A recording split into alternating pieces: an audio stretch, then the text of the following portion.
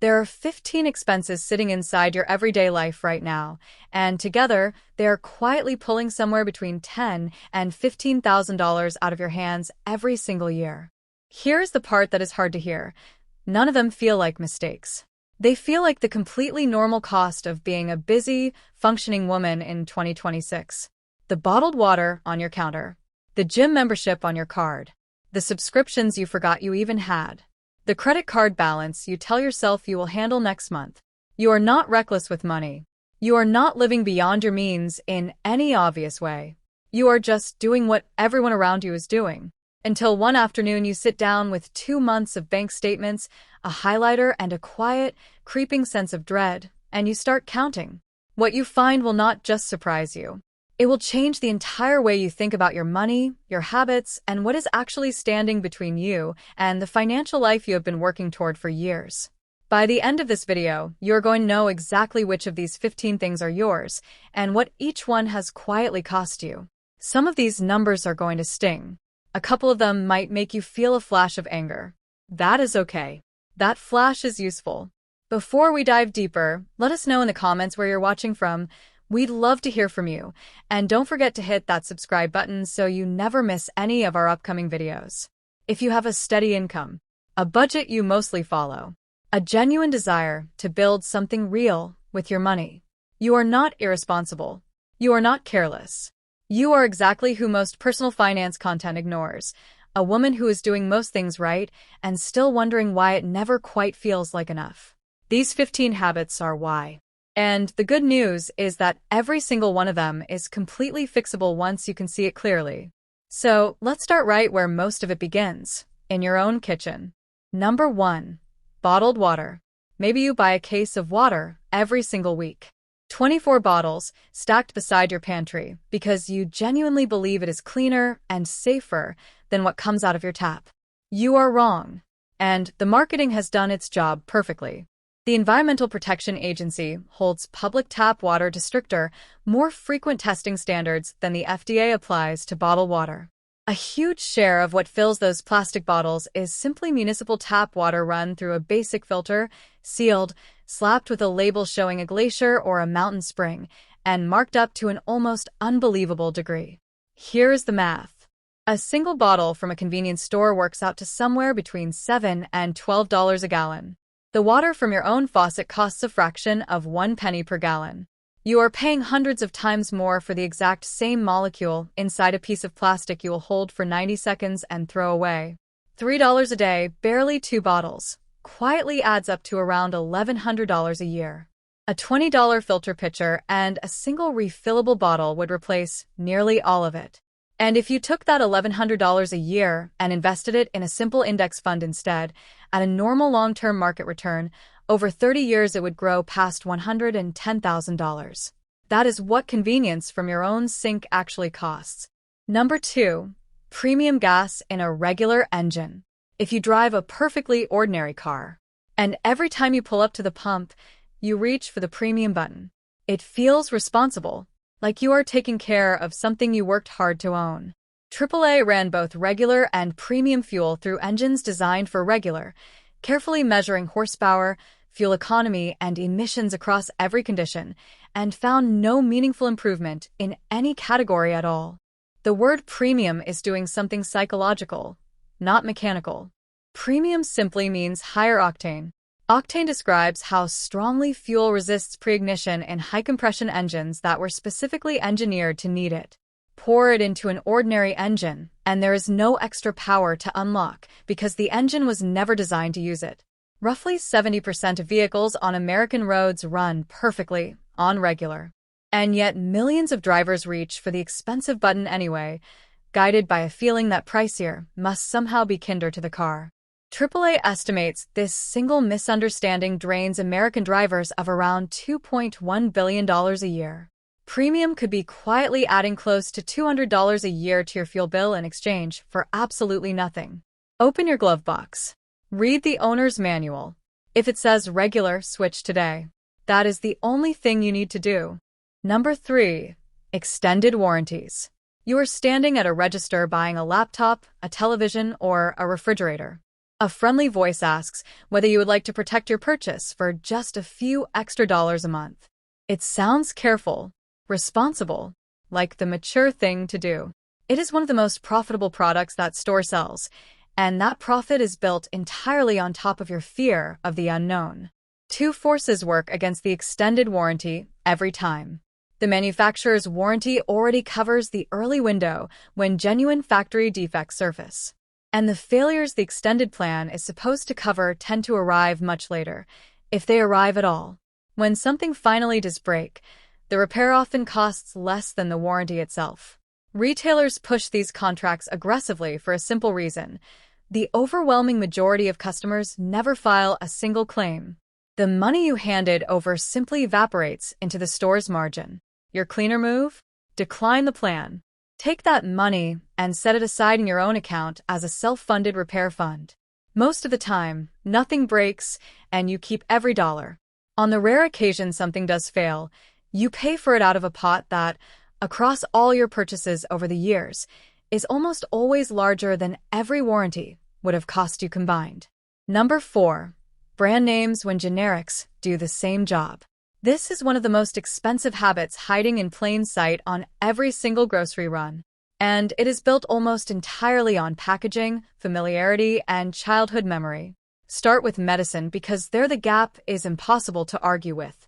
The FDA requires a generic drug to contain the same active ingredient, the same strength, the same dosage form, and the same quality standards as the brand name sitting right beside it. The pain reliever in the plain store brand bottle is the exact same chemical compound as the famous one that costs 3 times more. In many cases, the brand name companies themselves manufacture the generics. And yet generics routinely cost around 80% less. That same logic runs straight down every grocery aisle. Store brand flour, canned beans, pasta, spices, trash bags, and cleaning supplies are very often produced in the very same factories as the national brands, wearing nothing but a plainer label. Quietly switching even half your cart to store brands can shave close to a quarter off your grocery bill. On an $800 monthly grocery spend, that is $200 a month staying in your account, $2,400 a year for products your family genuinely could not pick out in a blind taste test. You are not paying for better food. You are paying for a logo and a feeling. And both of those turn out to be completely free if you simply look one shelf over. For items in, and you may have already circled 4 of your own habits on your last bank statement. You have not done anything dramatic. You have not overhauled your life.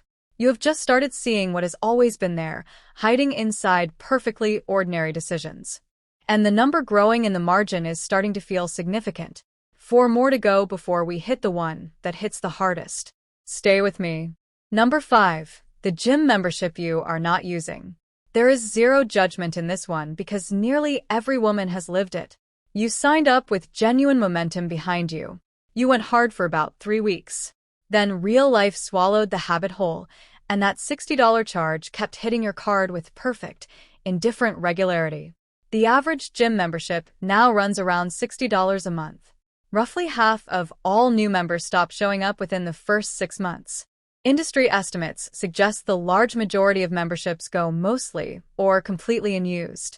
Added together, Americans burn somewhere around $1.3 billion a year paying for buildings they have not set foot inside since spring. Here is the quiet psychological trap underneath it. At some point you stopped paying for fitness and started paying for an identity. That monthly fee is buying you the comforting feeling of being the kind of person who belongs to a gym. That single feeling could be costing you over $700 a year. If you have not used it in 2 months, cancel it without a single ounce of guilt. Do not let the front desk talk you into a pause that simply restarts the bleeding a month later. A walk around your neighborhood and a handful of bodyweight movements in your own living room will do more for your body than a plastic card quietly drafting your bank account in the dark while you sleep. Number 6. Subscription creep. This is the slow, invisible leak almost nobody tracks, precisely because each individual piece of it feels far too small to bother with. It builds in fragments. A streaming service for one show. A music app. A cloud storage plan you forgot you upgraded. A meditation app you use twice. A fitness app. A news site. a meal kit you meant to pause, and a free trial that converted into $9.99 the second the trial period ended. None of it ever feels like spending because you never physically watch the money leave your hand. It dissolves out of your card on autopilot, month after month, completely beneath your notice. Pull up 2 months of bank statements and read every recurring line out loud, one by one. You'll find at least a couple you completely forgot existed, and 1 or 2 you actively resent. Cancel those today. Trimming just $50 a month of debt and used subscriptions adds up to $600 a year. Invested steadily over a decade at a normal market return, that small, invisible leak alone grows into more than $8,500. A simple rule keeps it from creeping back. For any new subscription, set a calendar reminder for the day before the next charge hits, and make yourself redecide whether it has earned another month. Anything that cannot survive that small moment of attention was never worth keeping. Number 7. Food delivery apps. The convenience here is completely real. And so is the steep, layered tax you pay for it, a tax almost nobody actually adds up before tapping the order button. When researchers carefully compared the exact same meal ordered through a delivery app against picking it up yourself, delivery came out roughly 80% more expensive once the menu markup, service fee, delivery fee, and tip were stacked together. Around $9 of pure surcharge on a single ordinary order, buying you nothing but the privilege of staying on the couch. Compare that same delivered meal against cooking something similar in your own kitchen, and the math turns genuinely absurd. You're paying somewhere around 600% more than the home-cooked version. If you are ordering delivery once or twice a week, you may never have once thought of it as a real spending decision. You just do it at the end of a long day on autopilot when you are tired and the app is right there on your phone. A single weekly order at that markup quietly runs close to $500 a year handed to an app for the act of carrying food the last 2 miles to your door. Here is a simple fix. Use the apps to decide what you're hungry for, then call the restaurant directly and pick it up yourself. Same meal, same kitchen, a fraction of the total. And on the nights when leaving really is not an option, reheat something you batch cooked on Sunday and paid pennies for. The convenience economy is built entirely on your exhaustion. The fix is having something easier and cheaper already waiting before the exhaustion hits. The biggest one is next. 7 down. And if you have been doing quiet math in your head, your running total has likely already crossed $4,000 a year, money you have been spending without a single conscious decision. But the next one. This is the one that changes everything. Number 8. Carrying a credit card balance.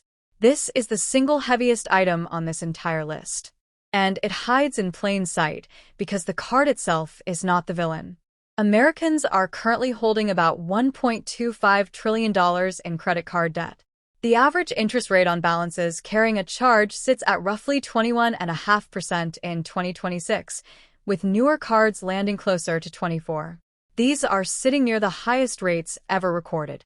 Watch what numbers like that quietly do to a household.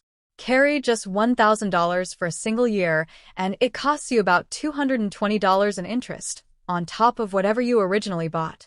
Now let a balance of $5,000 sit there and pay only the minimum each month, which is exactly what the statement gently nudges you toward. At that pace, you will stay in that debt for more than 15 years, and you will hand the bank roughly $7,500 in interest alone before it is gone. You will have paid for that original $5,000 of purchases more than 2.5 times over. Maybe you have a balance right now. Maybe it is not catastrophic. But if it has been sitting there for months, quietly compounding while you pay the minimum and tell yourself you will deal with it properly next month, that is the trap. There is exactly one rule that defuses this completely and permanently. Pay the full statement balance every single month. Do that consistently, and the interest rate on your card never touches you for a single dollar, no matter how high it climbs. Let a balance ride, and it quietly becomes the most expensive money you will ever borrow. Number 9. The brand new car. Very few purchases feel as good and cost as much as driving a brand new car off the lot. And almost none of that cost shows up on the window sticker you negotiated over. The average new vehicle in America now sells for around $49,000. The moment you take ownership and pull into traffic, the meter starts running hard in reverse. A new car typically sheds about 10% of its value in the first month alone, and roughly a fifth of its entire value across the first year of ownership. On a $49,000 car, that first year quietly vaporizes close to $10,000. Within 5 years, most new cars have surrendered nearly half of everything you paid.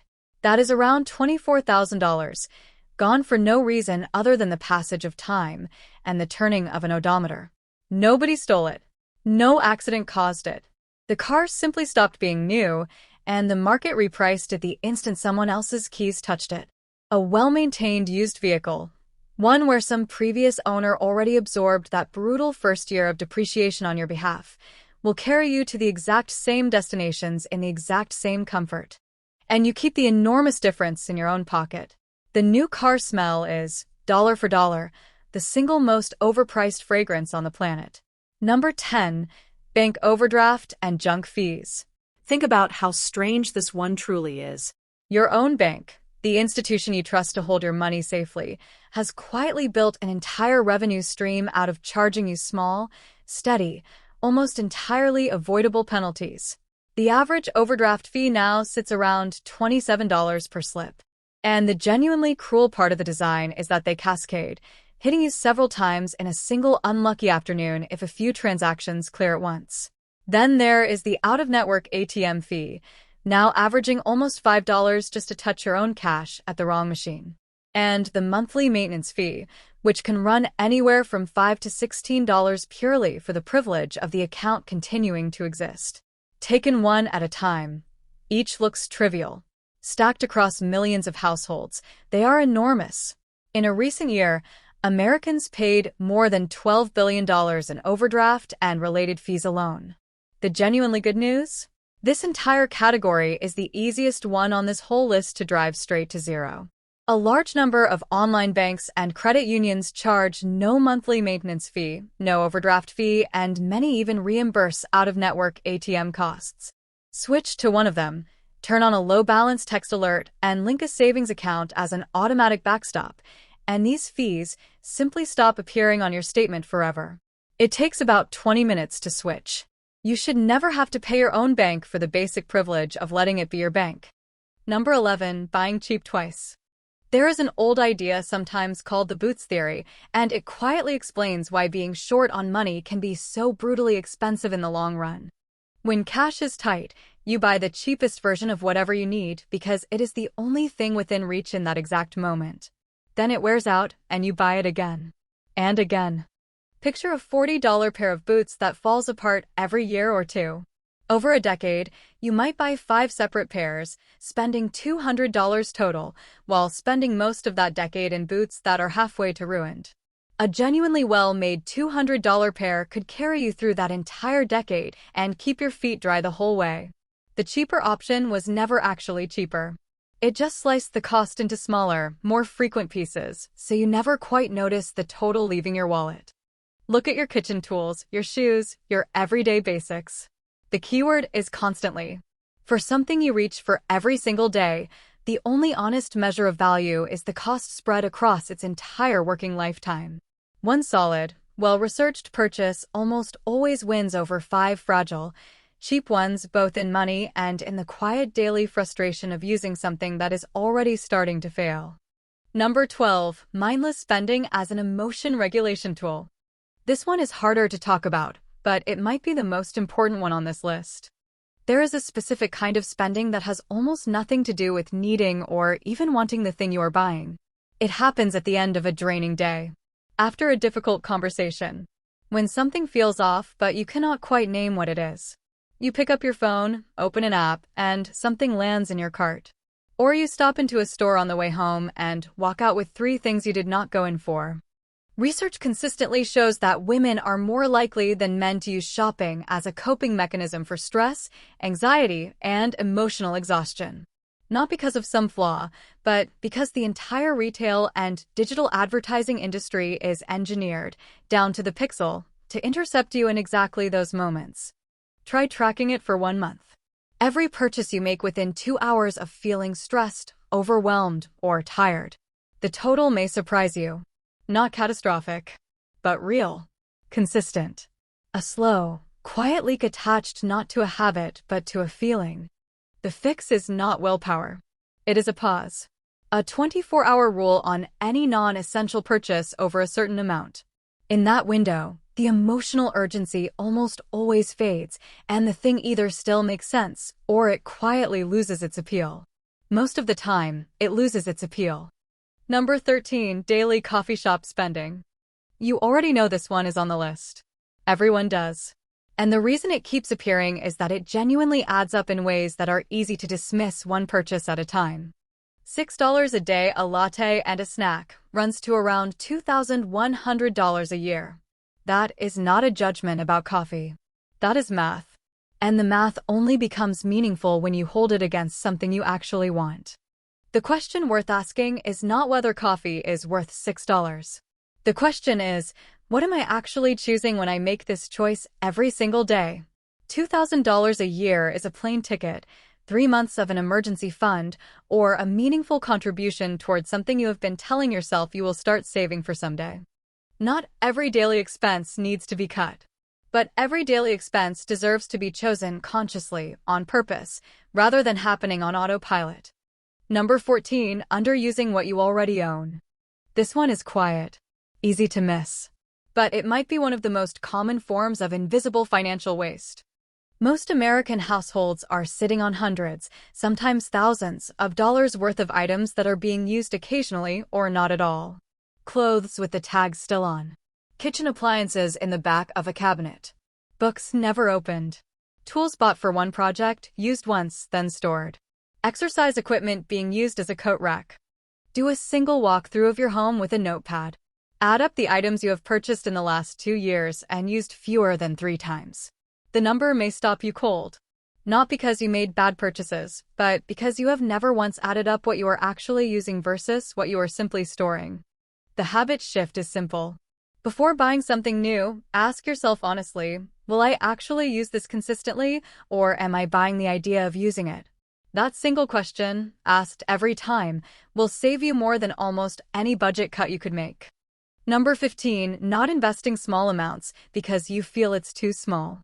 This is the last one, and in some ways, it is the one that costs the most over a lifetime. There is a belief, quietly held by millions of women, that investing is something you start doing once you have a serious amount of money. Once the debt is gone, once the salary is higher, once life settles down into something more stable. Until then, the small amounts available right now do not feel worth the effort.